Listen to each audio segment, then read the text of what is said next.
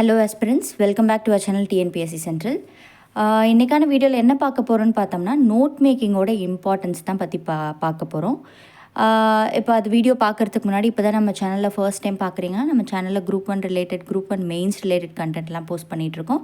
அது மட்டும் இல்லாமல் PYQ group 1 mains topic wise PYQ material, அதுக்கப்புறம் எத்திக்ஸ் ஹேண்ட் ரிட்டன் மெட்டீரியல், அதுக்கப்புறம் ஆன்சர் ரைட்டிங் ஃப்ரேம் ஒர்க் ஸ்ட்ராட்டஜிக்கான ஒரு ரெக்கார்டட் கோர்ஸும் போயிட்டுருக்கு. உங்களுக்கு இன்ட்ரெஸ்ட் இருந்ததுன்னா நீங்கள் எங்களை டெலகிராம் வாட்ஸ்அப் மூலியமாக காண்டாக்ட் பண்ணலாம். டீட்டெயில்ஸ் வந்து டிஸ்கிரிப்ஷன் அண்ட் சேனல் பயோவில் இருக்குது. ஸோ பார்க்கலாம். இப்போது நோட் மேக்கிங் வந்து ஏன் ஸ்பெசிஃபிக்காக இந்த வீடியோ இப்போ நான் அப்லோட் பண்ணுறேன் அப்படின்னு பார்த்தீங்கன்னா, நிறையா பேர் இப்போ புதுசாக வந்து அடுத்த அட்டம் ப்ரிப்பேர் பண்ணுற நிறையா பிகினர்ஸ் வந்து இப்போ வரவங்க எல்லாம் மேக்ஸிமம் கேட்குற கொஷின் என்னென்னா, மேம் நான் வந்து எல்லா புக்ஸுமே வந்து நான் படிச்சுட்டே இருக்கேன், படித்து முடிச்சிட்டேன், இதில் வந்து நோட் மேக்கிங் கண்டிப்பாக எடுத்தாகணுமா அப்படிங்கிற மாதிரி கேள்வி கேட்குறாங்க. உண்மை சொல்லணுன்னா கண்டிப்பாக எடுத்தாகணும். தேவைப்படுற விஷயங்கள் ஒரு சிலதெல்லாம் அப்படியே புக்லேயே படிச்சுக்கிற மாதிரி லைக் பார்த்தாலே இது ஓகே இதுக்கு தேவைப்படாது அப்படின்ற விஷயங்களுக்கு தேவையில்லை. பட் கான்செப்ட் கிளாரிட்டிக்கு இதில் பாருங்கள், இதில் இந்த நோட் மேக்கிங்கோட இம்பார்ட்டன்ஸ்லாம் வந்து நான் கொடுத்துருக்கேன். கிளாரிட்டி, ஒரு கான்செப்டோட கிளாரிட்டி வேணும்னா ஃபஸ்ட்டு நம்ம புரிஞ்சு நம்மளோட ஹேண்ட் ரிட்டன் ஃபார்மில் அதை வந்து ஒரு நோட்டில் எழுதுனா தான் உங்களுக்கு அந்த கான்செப்ட் கிளாரிட்டி கிடைக்கும். நெக்ஸ்ட்டு வந்து டைம் சேவ் பண்ணணும். இப்போ வந்து பாருங்கள், இப்போ நீங்கள் ஒரு டைம் படிக்கிறீங்க, நம்ம வந்து இந்த exam group 1 exam, any group exam, any competitive exam, நீங்கள் வந்து ஒரே சப்ஜெக்ட், இப்போ பாலிட்டினா பாலிட்டியோட நீங்கள் அந்த எக்ஸாம் முடிய போகிறதில்ல. மல்டிபிள் சப்ஜெக்ட்ஸ், நம்ம ஜியாகிரஃபி படிப்போம், ஹிஸ்ட்ரி படிப்போம், எக்கனாமிக்ஸ் படிப்போம், Tamil society, administration, current affairs, இந்த மாதிரி நிறையா படிப்போம்.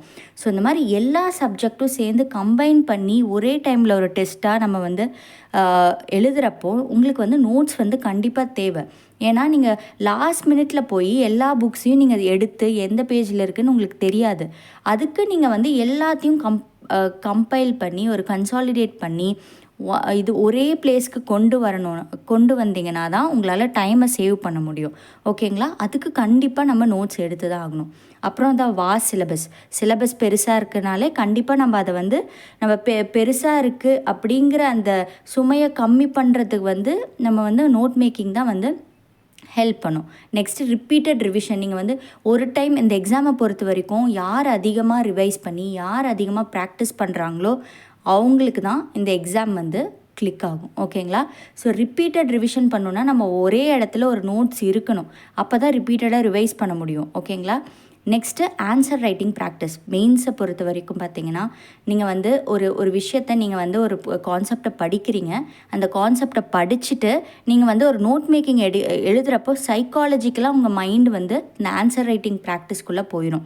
ஏன்னா நீங்கள் வந்து அப்போ ஓகே இந்த டாபிக் எழுதுகிறோம், இதுக்கு இந்த மாதிரி ஒரு இன்ட்ரடக்ஷன் கொடுக்கலாம், இந்த மாதிரி ஹெட்டிங் கொடுக்கலாம் அப்படின்ற அந்த சைக்காலஜிக்கலாக அந்த ஆன்சர் ரைட்டிங் ப்ராசஸே வந்து த்ரூ நோட் மேக்கிங் தான் வந்து ஒரு என்ன சொல்கிறது ஒரு பேஸ் மாதிரி.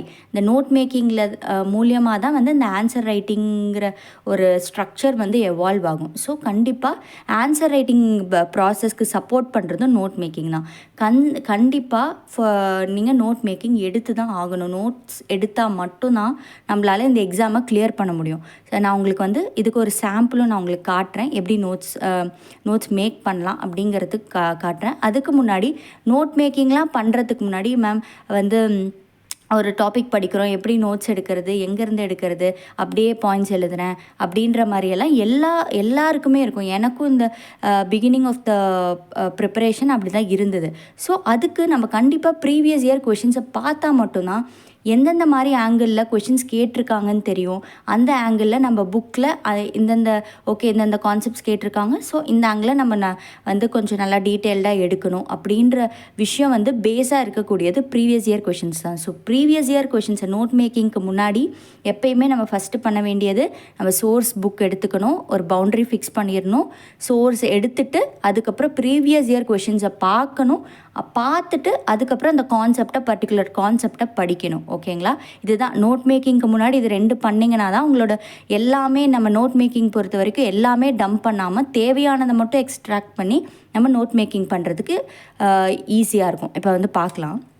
இப்போ ஃபார் எக்ஸாம்பிள் நான் பாலிட்டியில் லக்ஷ்மிகாந்த் எடுத்திருக்கேன். லக்ஷ்மிகாந்தில் இப்போ பேசிக் ஸ்ட்ரக்சர் ஆஃப் த கான்ஸ்டியூஷன்னு படிக்கிறோம். கண்டிப்பாக அது படிக்கிறப்போ கண்டிப்பாக எல்லாருக்குமே புரியும். இதுவே வந்து எக்ஸாமில் கேட்குறாங்க, right about the evolution of the basic structure doctrine அப்படின்னா, இப்போ நம்ம இங்கே வந்து ஒரு கதை மாதிரி படிச்சிருப்போம். இப்போ ஆனால் வந்து எழுதுகிறப்போ நம்ம வந்து எப்படி அதை ஸ்ட்ரக்சர் பண்ணி எழுதுறதுன்னு தெரியாது. ஓகே, எதை ஃபஸ்ட்டு எழுதுறது, எந்த ஹெட்டிங் போட்டு எழுதுறது, அமெண்ட்மெண்ட்ஸை கொண்டு வரதா, அப்புறம் கேசஸை கொண்டு வரதா, என்னென்ன மாதிரி ஸ்ட்ரக்சரில் கொண்டு வரணும் அப்படின்ற கன்ஃபியூஷன் எக்ஸாம் அப்போ தான் வரும். அதை கிளியர் பண்ணணும்னா நம்ம நோட் மேக்கிங் ஆல்ரெடி இந்த கான்செப்டெல்லாம் புரியுது, நீங்கள் கான்செப்டை வந்து நோட் மேக்கிங் பண்ணிக்கணும். இப்போ பாருங்கள், இப்போ பேசிக் ஸ்ட்ரக்சர் டாக்டரைன்னா நீங்கள் வந்து எழுதுகிறப்பவே உங்களுக்கு கேள்வி வரும். ஓகே, இப்போ ஒரு கொஷினாக கேட்குறாங்க, நம்ம ஃபஸ்ட்டு பிஎஸ்டினா என்ன, பேசிக் ஸ்ட்ரக்சர் டாக்டரைன்னா என்ன அப்படின்னு நம்மளுக்கு தெரியணும்ல. அப்படிங்கிறது வந்து நீங்கள் பெண்ணை வந்து நோட்டில் வச்சு நோட் மேக்கிங் எழுதுகிறப்ப தான் வரும். ஓகே, அப்படின்னா என்னென்ன எழுதணும்ல அப்படின்னு சொல்லிட்டு இதுக்கு ஒரு டிஃபைன் பண்ணுவீங்க. அதுக்கப்புறம் எவல்யூஷன் ஆர் எமர்ஜென்சி, இந்த இதில் இருக்க ஹெட்டிங்கே நீங்கள் எழுதிக்கலாம்.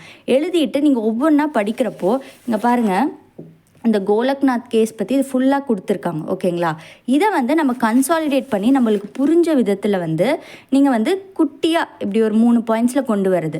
இதுதான் வந்து ஆன்சர் ரைட்டிங் ப்ராசஸ் எவால்வ் ஆகிற ஸ்டேஜ் தான் இந்த நோட் மேக்கிங். ஸோ இது வந்து எழுத உங்களுக்கு வந்துடும். ஓகேங்களா, எவல்யூஷன் ஆஃப் பிஎஸ்டின்னு வந்து ப்ரீவியஸ் இயர் கொஷனில் கேட்டிருக்காங்க. அதனால் நம்ம மைண்டும் அதுக்கு ப்ராசஸ் பண்ணி நம்ம நோட் மேக்கிங்கும் இந்த ஆங்கிளில் எடுக்க ஆரம்பிச்சிருவோம்.